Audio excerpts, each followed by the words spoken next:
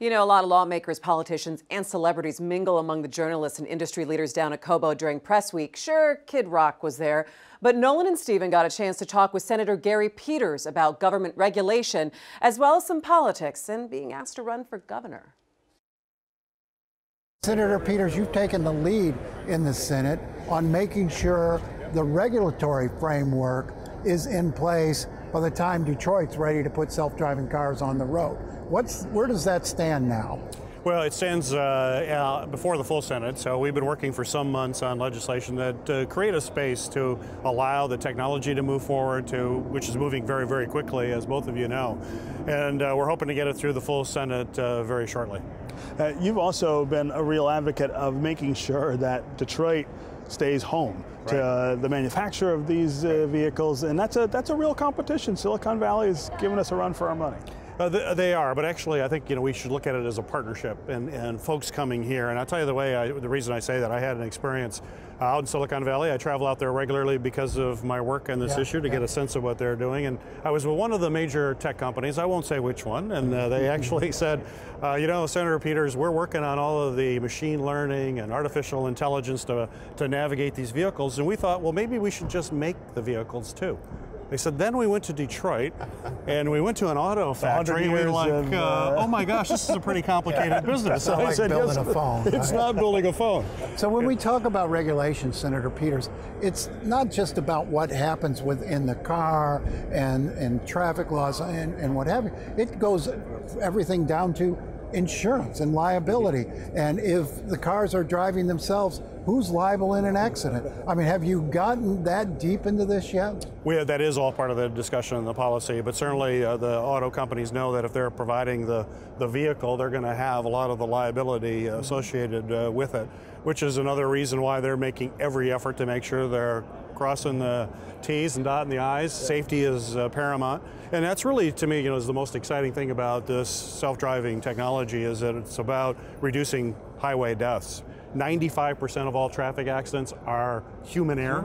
And if you can take the human error out, at a time when nearly 50,000 people die on our highways every year, hundreds of thousands are injured, this is a big deal. This is about saving lives, which is why I've been pushing so hard to get this legislation to go quicker so that we can really keep up with the kind of technological innovation that we're seeing here at the show. I mean, people have become accustomed to the idea that planes fly themselves, right? And that's made air travel so much safer. It's a harder sell, though, I think, with people on the roads. People still believe that they can drive a car better than the computer can. Yeah, absolutely, and it'll take time, and the technology may not quite be there, but it will be there in the next 2 to 3 years. But you're going to have to build trust, and without trust, it's not going to work. I'm curious, last year on Tuesday at this show, Joe Biden was here, a real show about the administration and what's going on, the interest from the administration. Haven't seen anyone from the Trump administration here. What's the Elaine Chao? Oh, Elaine Chao is here. That's right. I should correct that. But what's the relationship between this administration and the industry? This issue of going forward with autonomous vehicles. Where are they playing a role? Well, Elaine Chao has been active, so from the Department of Transportation perspective, we've had a good working relationship. She certainly understands the importance of this, which is why she's there. And we have a good relationship, I think, to as we move the bill, we've also got to make sure that NHTSA and the administration is a part of it, and including our testing facilities. We have the American Center for Mobility, our M-City, that will hopefully the kind of cooperation with the federal government, particularly in validating these technologies. We're going to need them as partners. So I don't have any complaints on that end. We may argue that there's a little difference in the Obama administration was engaged in the auto rescue, was intimately involved in the auto industry. You don't have that in this administration, but hopefully it'll evolve. But meanwhile, Detroit still has to make cars it can sell today and sell for the near term, and make cars that consumers want to buy. And so part and parcel of that is this midterm review of the CAFE standards. The automakers want some relief. They don't believe they can hit 55 miles an hour or a gallon by 2025. Do you think they're going to get that relief, and how important is that to the industry's profitability? Well, in some respects, in the industry I've talked to, I mean, they just want a little more flexibility when it comes to these rules. And right now, there's, and they use the term harmonization. I mean, you have NHTSA rules, you have EPA rules. They sometimes don't. In California, they're not harmonized, so you don't know which way you're turned. It makes some sense to have that. But I also try to step back and take a bigger picture of where we're going to be in a few years, and we're seeing it here at this show, and that's the electrification of the fleet. Self-driving cars, this is engineers, this is an environmentalist or anybody else saying this. Engineers will tell you the power plant for a self-driving car is electric. The drive-by-wire, the instant torque, that's why General Motors, their self-driving car is the Chevy Bolt. It's electric. So we are moving to the electrification, and I think that's part of the reason why we've had these announcements from the companies of what they're doing. So what do you make of Sergio Marchionne of Fiat Chrysler? He said on the show he's not so sure consumers will buy electric vehicles, and he sounded a note of caution that maybe the industry is moving too fast in that direction. Do we need a dose of pragmatism here?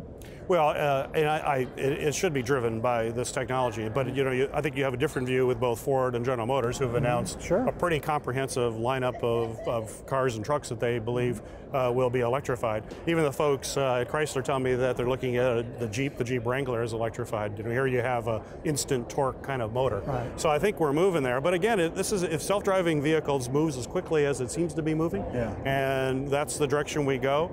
The engineers are saying, regardless of what consumers want, the engineers are saying you want an electric power plant that's going to be tied to that computer that's driving that vehicle down the road.